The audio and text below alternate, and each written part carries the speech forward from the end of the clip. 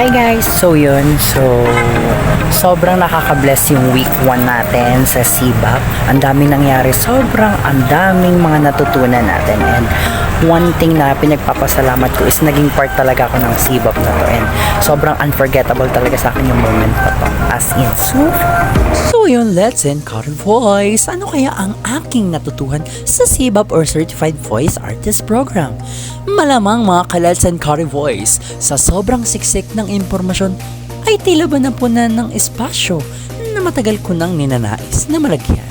At alam niyo ba mga ka-Let's Encounter Voice, malamang sa malamang, dito na magsisimulang maabot ang mga tala na dati ko lamang tinatanaw o maging kayo man, di ba? So guys, mga ka-Let's Encounter Voice, always remember, never start voice acting to make money. Start to make different, promote it as an art, and create social changes. So mga ka-Let's Encounter Voice, in this field, you need to be yourself and make sure that you are ready to be crazy and creative.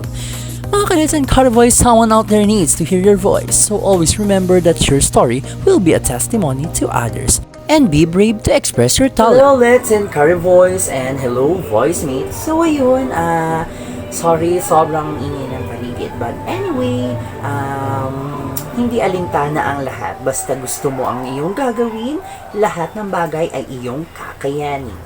So ayun guys, sa ating CBAP Lesson 1, napakarami nating natutunan, siksik, liglig at maapaw. And one thing talaga na pinaremind sa akin and sa atin lahat na hindi tayo nandito sa industriya ng pagboboses para to make money, to be fame, magpasikat or what. Yung mga bagay na yan, bonus na lang kung halimbawa nagkakaroon tayo ng income or maging famous tayo.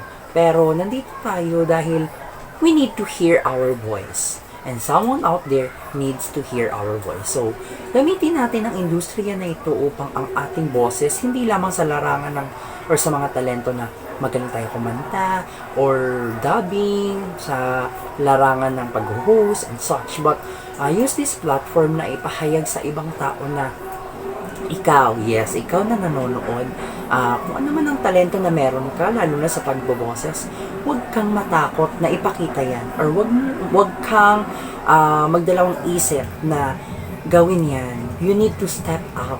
You need to out of the box. Yes, kasi kaya mo yan. Kung kaya ko, kaya mo rin. Sabi nga, kung kaya ng iba, kaya mo rin. And one thing naman na sinasabi palagi sa akin dito, kasi dahil ako rin naman guys, sobrang bago ako sa industriya na to, as in lahat bago sa akin.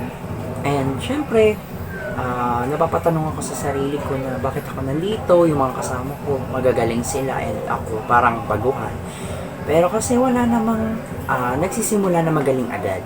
Nagsimula lang kaya gumaling. So lahat ng bagay kapag nagsisimula, hindi naman tayo agad nandun sa taas.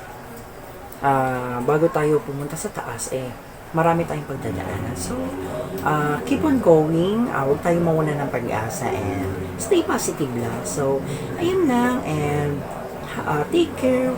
Voice mates. Ka-Encounter Voice. Thank you. Bye.